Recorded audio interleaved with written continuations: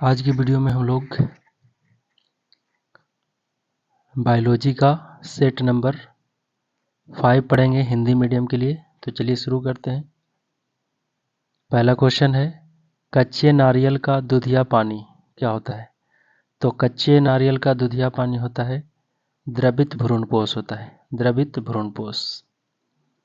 अगला क्वेश्चन, इनमें से कौन चेन समापक कोडॉन है? तो समापक कोडॉन कौन होता है? 3 होता है, UAA और UAG और UGA, UGA होता है। अगला क्वेश्चन,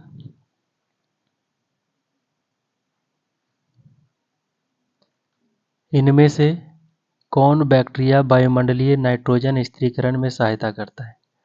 तो वायुमंडलीय नाइट्रोजन स्थिरीकरण में सहायता करता है नॉस्टॉक, एनावेना और ऑसिलेटेरिया सभी। तो आंसर होगा ऑल ऑफ दिस। अगला है, टीडीएनए पाया जाता है। तो टीडीएनए किस में पाया जाता है? टीडीएनए पाया जाता है एग्रोबैक्टीरियम के डीएनए में। एग्रोबैक्टीरियम के डीएनए में पाया जाता है टीडीएनए।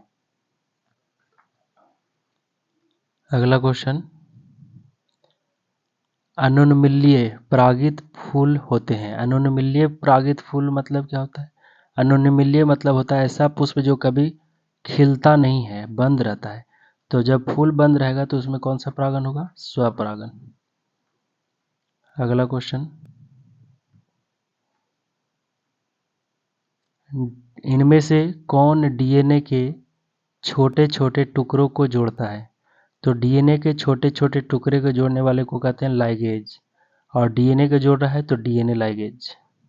लेकिन अगर क्वेश्चन बोलता है डीएनए से डीएनए बनाने में कौन सहायता करता है? DNA polymerase. अगला क्वेश्चन, वह बैक्टीरिया जो जंतुओं और मनुष्यों की आंत में साधारणतः पाया जाता है। तो जंतुओं और मनुष्यों की आंत में पाया जाने वाला बैक्टीरिया है इकोलाई। इकोलाई बैक्टीरिया जो है जंतु और मनुष्य के आंत में से इंटेस्टाइन में पाया जाता है। अगला क्वेश्चन,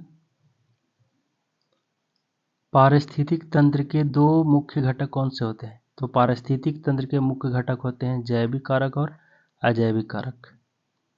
अगला क्वेश्चन, नर युग्मक का द्वितीय केंद्रक के साथ युग्मन कहलाता है।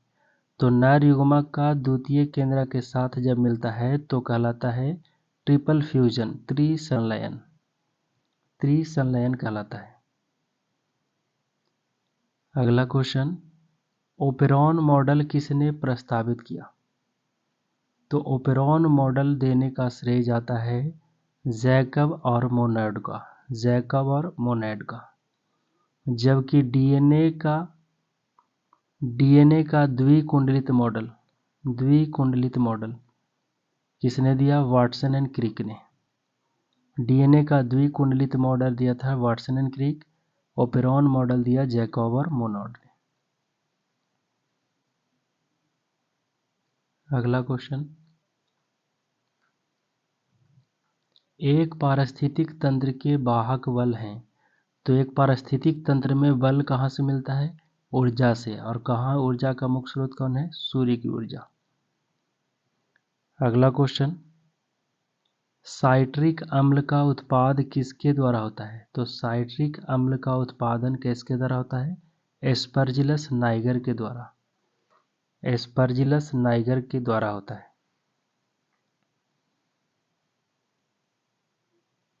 अगला क्वेश्चन, वायु परागन, वायु परागन का सबसे अच्छा उदाहरण कौन है? तो वायु परागन होता है किसमें? मक्का में, मकई में होता है। मकई में गुणसूत्रों की संख्या होती है 20। मकई में गुणसूत्र कितना होता है? 20।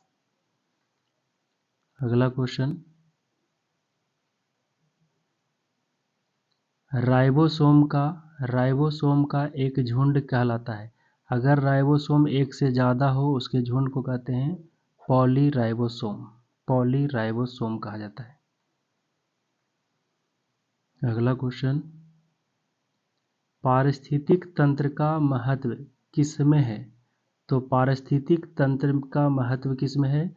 यह ऊर्जा का प्रवाह इसमें होता है तथा सामग्रियों के चक्रण होता है, यानी साइक्लिकल प्रोसेस भी होता है और एनर्जी का फ्लो भी होता है, यानी आंसर होगा बी और सी दोनों।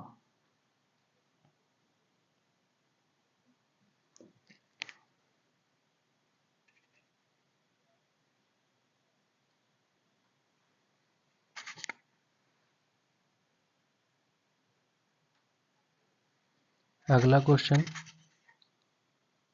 निम्नलिखित में से कौन जैव उर्वरक है? तो जैव उर्वरक कौन हो गया? इसमें साइनोबैक्टीरिया भी जैव उर्वरक होता है, माइकोराइजा भी और सहजीवी बैक्टीरिया भी, यानी इनमें से सभी जो होगा जैव उर्वरक के रूप में प्रयोग होता है। जैव उर्वरक के रूप में कौन प्रयोग होता है? साइनोबैक्टीरिया, माइकोराइजा और सहजीवी बैक्टीरिया, इनमें से सभी होगा। अगला क्वेश्चन, कौन सी कोशिका मानव वृषण में शुक्राणु को पोषण प्रदान करता है, यानी पोषित करता है? तो शुक्राणु को पोषण कौन प्रदान करता है? सर्टोली कोशिका। कौन सी कोशिका? सर्टोली कोशिका। इसी को कहा जाता है सहायक कोशिका। अगला क्वेश्चन, मानव शुक्राणु के बीच भाग में स्थित होता है। तो मानव के शुक्राणु में, मानव का जो शुक्राणु का चित्र बनाएंगे तो इस तरह का स्ट्रक्चर बनेगा। तो उसमें क्या होता है? बीच में पाई जाती है माइटोकॉन्ड्रिया। अगला क्वेश्चन,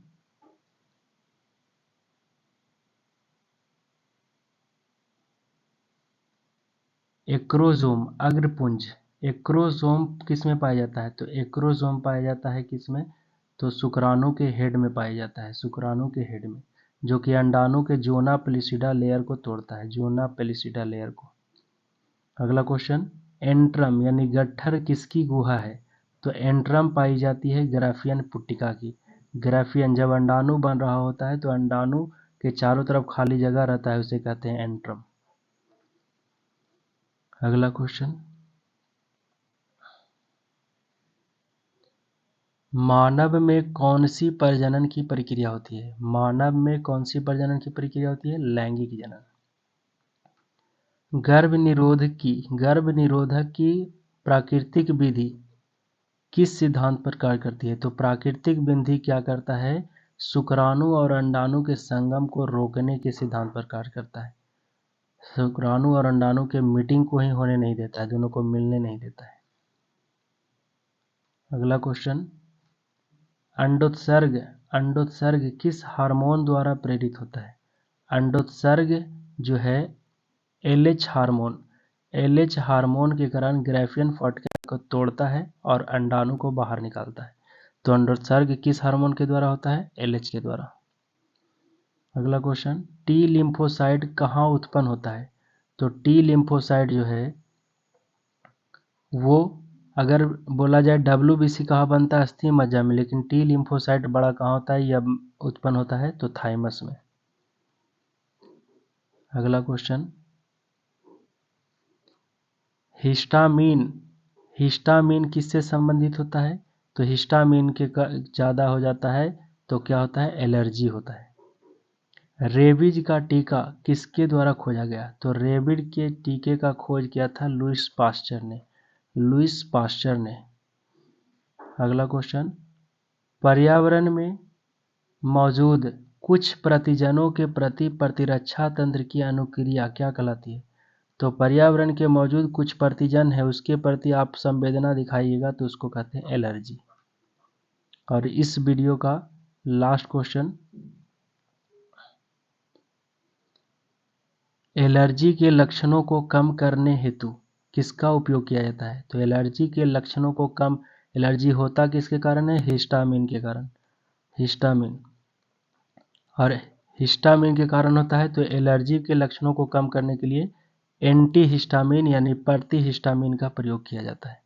तो ये 28 क्वेश्चन था। अगर वीडियो अच्छा लगता है तो प्लीज़ सब्सक्राइब जरूर करें।